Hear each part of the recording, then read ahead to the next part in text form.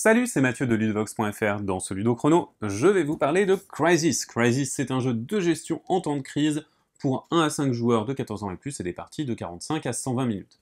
Dans Crysis, nous incarnons une grande entreprise qui est dans une cité-État en pleine crise économique. Alors le problème de la crise économique, c'est qu'on a du mal à se procurer des ressources et des travailleurs et qu'il faut faire prospérer le maximum notre cité-État. On va essayer de faire ça sur un total de 7 manches, et du coup, à la fin de la 7e manche, celui qui aura fait le plus prospérer la cité-État, Axia, eh bien, il aura le plus de points de victoire, et du coup, il aura remporté la partie. Le problème, c'est que Axia va avoir un niveau de prospérité fluctuant. Et suivant le niveau de prospérité, s'il descend trop bas, donc en dessous de la piste, eh bien, la partie va s'arrêter avant parce que la crise va vraiment éclater. Donc on va vraiment essayer de l'empêcher d'arriver parce que sinon certains joueurs pourraient se retrouver sur le carreau et être éliminés. Et la partie pourrait prendre fin prématurément. On va pour ça avoir 5 managers de notre grande entreprise qui vont se placer sur ce grand plateau d'action. Notre entreprise, donc, elle est représentée par nous-mêmes, nos bâtiments qu'on va acquérir, et également par nos sous.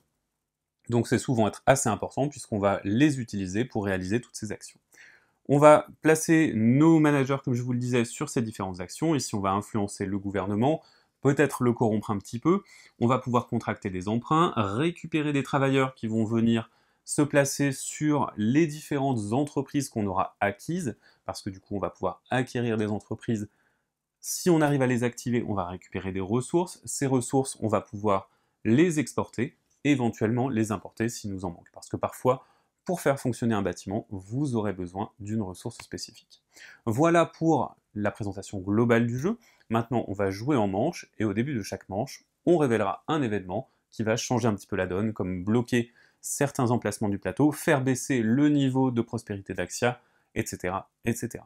Une fois que l'événement est révélé aux joueurs et résolu s'il y a lieu d'être, on va passer à la phase des intérêts. Donc si les joueurs ont contracté des emprunts, ils doivent rembourser un petit peu l'intérêt, ils doivent payer des crédits, donc ils vont devoir baisser s'ils ont en argent s'ils ont contracté des prêts. Et ensuite, on va passer à la phase de planification. Les joueurs vont donc se placer sur les emplacements du plateau, sachant que les emplacements, eh bien, ils sont exclusifs, à part ces deux emplacements-ci qui peuvent accueillir autant de managers que possible. Les autres emplacements donc vont être tout à fait exclusifs, et donc les joueurs vont pouvoir en placer un seulement. Donc on va par exemple se placer comme ceci, et ensuite on va donc passer à la phase d'action pendant laquelle on va résoudre ces actions. Du coup je vais vous les expliquer un petit peu mieux, un petit peu plus en détail.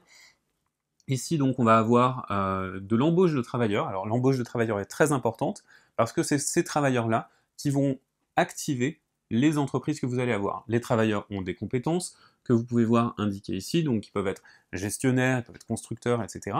Donc lorsque vous récupérez des personnages, des travailleurs, ils viennent dans votre réserve, et ensuite vous pourrez activer vos usines avec. Vous pouvez également acheter des sociétés. Je ne vais pas la récupérer, mais normalement vous la récupérez. Ici, c'est vraiment pour la visibilité que je vous la laisse là.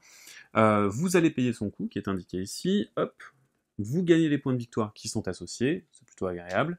Et ensuite, vous allez donc pouvoir l'activer. Alors l'activer, qu'est-ce que ça veut dire? Eh bien, ça veut dire remplir ces conditions ici. Ce sont les conditions de base d'activation. Donc ici, il va falloir avoir le bon ouvrier et dépenser des ressources. Donc parfois, vous allez devoir importer des ressources pour activer vos entreprises, parce que les entreprises, vous allez les activer pendant la phase 13, donc après la phase d'import. Du coup, vous allez pouvoir récupérer pile poil les ressources qui vous permettent d'activer. Donc une fois que vous avez récupéré votre entreprise, que vous avez les ressources, que vous pouvez l'activer, que vous produisez, vous pouvez placer ces ressources pour en avoir le bénéfice. Ici, donc, ça me fait gagner 4 énergies. Et vous pouvez voir qu'il y a une petite piste en dessous, et cette piste en dessous me permet de placer des ouvriers supplémentaires pour gagner des énergies supplémentaires. Donc vous allez essayer de composer avec les différentes entreprises pour pouvoir acquérir un moteur qui va vous permettre de créer des ressources, et ces ressources, vous allez pouvoir les exporter. Alors, pour les exporter, vous allez vous placer sur ces emplacements et vous allez pouvoir remplir ces contrats. Donc vous ne pouvez exporter que les ressources qui sont indiquées ici. Celles-ci sont simplement les ressources, une partie des ressources que vous pourrez exporter au tour prochain. Ces ressources, donc, vous pouvez en importer un certain nombre, et vous allez gagner des points de victoire et de l'argent en fonction de ce que vous exportez. Par exemple, si j'exporte 4 cristaux, je me réfère à la table. Pour chaque cristal que j'exporte, je gagne 1 point de victoire et 2 pièces. Donc 1, 2, 3, 4, et je gagne donc 8 pièces, donc je reviens ici à 20. Voilà pour comment on exporte. Maintenant, on pourrait très bien décider d'aller au marché noir.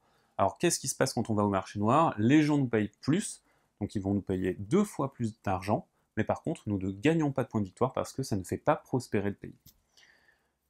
Une fois qu'on a fait ça, eh bien, on va passer à la phase de bilan, on va regarder combien les joueurs ont contribué à l'objectif.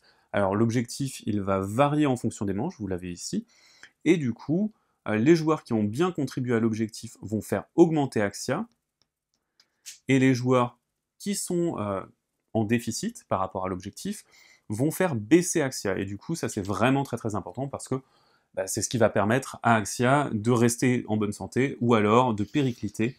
Et si le marqueur prospérité d'Axia descend en dessous de 0, c'est la crise. La fin de la partie est là, directement, vous n'allez pas jusqu'à la 7e manche, et du coup, vous éliminez tous les joueurs qui sont en dessous de ce marqueur. Si vous arrivez au terme des 7 tours que dure la partie, vous allez tout simplement regarder les scores, rembourser les emprunts, et regarder qui a le plus grand score, c'est lui qui l'emporte. Voilà, vous savez à peu près tout sur les bases de Crysis, parce que c'est un jeu quand même assez ventru, qui va vous demander de jongler avec des objectifs à court terme, c'est-à-dire activer vos entreprises, récupérer les bonnes ressources, et également des objectifs à long terme, comme augmenter la prospérité d'Axia. Maintenant, c'est à vous de jouer, à bientôt sur ludovox.fr.